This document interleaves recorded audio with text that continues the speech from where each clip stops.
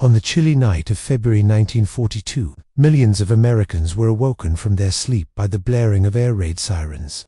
They sprung out of bed and instinctively dashed for cover as the ominous wail echoed through the streets. For those living along the Pacific coast, from San Diego all the way to Seattle, this sound carried a particular weight, a chilling reminder of the Japanese attack on Pearl Harbor just 2 months earlier. They understood that their turn might be next. In the ominous hush that followed the sirens, hearts pounded against ribs, each tick of the clock amplifying the sense of dread.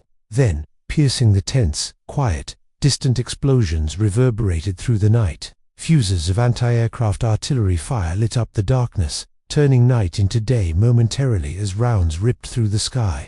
In the ensuing chaos, people poured into the streets, their faces pale in the flickering light, eyes wide with terror as they watched the stark barrage. But there was nothing to discern. No planes, no bombs. Just the deafening roar of the guns and the acrid scent of gunpowder filling their nostrils.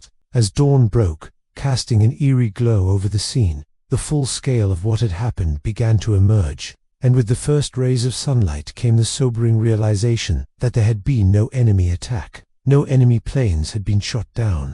No bombs had fallen from the sky to obliterate parts of Los Angeles.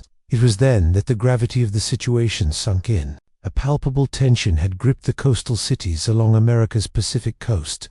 The news of Japan's potential invasion or an imminent air raid had spread like wildfire, fanning the flames of fear among the populace. On February 25, 1942, this anxiety culminated into a citywide blackout. Streetlights were doused, homes shuttered their windows, and a heavy stillness fell over the usually vibrant urban landscape. It was a somber scene, reminiscent of a Hitchcockian film come to life. The citizens of Los Angeles and other coastal cities were bracing themselves for an attack. They knew their country was at war, but the uncertainty of when and where the conflict would reach them was agonizing. But then it happened. Around 3 a.m., the silence was shattered by the deafening wail of air raid sirens. It was a sound that cut through the darkness, piercing the thickest of slumber. People were jolted out of their sleep and instinctively dashed for safety. They stumbled out of their homes, disoriented and frightened, their pajamas billowing in the night air as they raced for cover. Those who didn't live close to the coast were confused, wondering if it was a false alarm. But the response was immediate and overwhelming. Military personnel stationed around the city swiftly manned the anti-aircraft guns. Soldiers ran through the streets, their boots pounding the pavement, their faces grim, their movements urgent.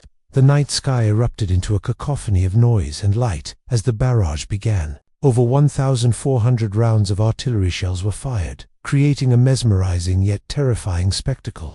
The air crackled with the discharge of explosives, the smoke from the guns forming eerie plumes against the backdrop of the night sky. People stood frozen, mesmerized by the relentless display. The explosions were not mere bursts of noise. They were visceral reminders of the very real dangers that loomed in the darkness. Each detonation echoed with the potential for destruction, each plume of smoke carrying the threat of an impending doom. People huddled together, seeking solace in numbers, their faces illuminated by the flashes of the guns.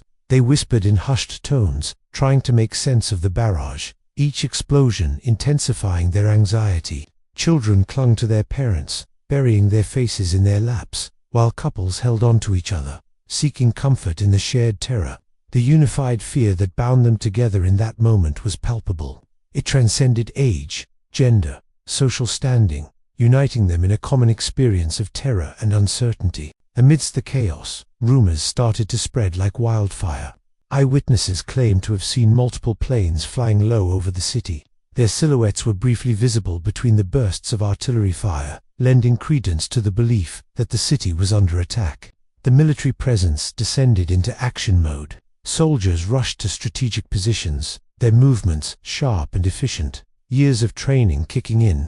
The night sky became a battleground of light and sound as the military's guns roared back to life. One eyewitness later recalled, "It was like a 4th of July celebration," they said, "only this time there were real bullets instead of fireworks." The air was thick with the smell of gunpowder, and the deafening noise reverberated through the city. Homes shook, dogs barked frantically, and the steady hum of the city was replaced by the staccato rhythm of gunfire. By the time the sky began to lighten with the approach of dawn, the shooting had subsided. The night had been filled with the threat of danger, the anticipation of an imminent attack, and the actual barrage of artillery fire. But now, as the first rays of sunlight touched the cityscape, a profound sense of confusion descended. There was no sign of any enemy, no debris from destroyed planes, no unexploded bombs littering the landscape. The only physical evidence of the night's events were the fragments of exploding shells scattered across the city. In the aftermath of this unsettling night, Los Angeles found itself grappling with more questions than it had answers. The military's investigation offered little clarity, providing conflicting accounts of what had transpired. Some suggested it was a false alarm triggered by misidentified weather balloons or flares. Others hinted at human error or nervous gunners reacting to ambiguous radar readings. These contradictory explanations only fueled speculation and rumor, leaving the residents even more perplexed than before. The official narrative struggled to keep pace with the fantastical theories that were taking flight. Was the military hiding something? Had enemy planes infiltrated the city's defenses undetected? Or was it all a grand deception to cover up a blunder? The people of Los Angeles were desperate for answers.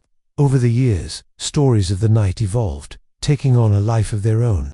The incident became known as the Battle of Los Angeles, a dramatic rebranding that romanticized the fear and confusion of that night. The absence of concrete answers allowed imaginations to run wild. Photographs emerged, showing searchlights aimed at a mysterious object in the night sky, hinting at an extraterrestrial visitor. This image became deeply ingrained in UFO lore, suggesting that what the military called a false alarm was in reality a genuine encounter with an unidentified flying object. And so the official account of a wartime scare lost out to the more sensational narrative of a secret government cover-up. The story morphed into a tale of unidentified flying things and secret services, capturing the public's fascination with the unknown. In the post-war era, the incident became a touchstone for conspiracy theorists. It seemed too perfect a scenario to be merely a product of overactive imaginations. People questioned why the military would stage such an elaborate ruse, what they were hiding from the public. Was it a crashed flying saucer?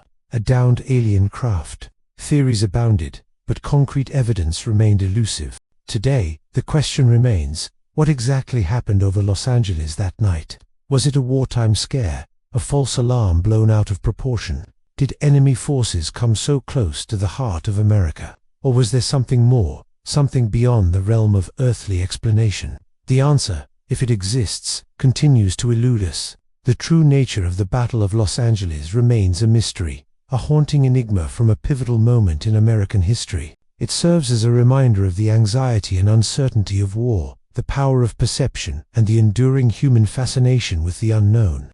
And as long as the veil of secrecy remains, the legend of the Battle of Los Angeles will continue to endure.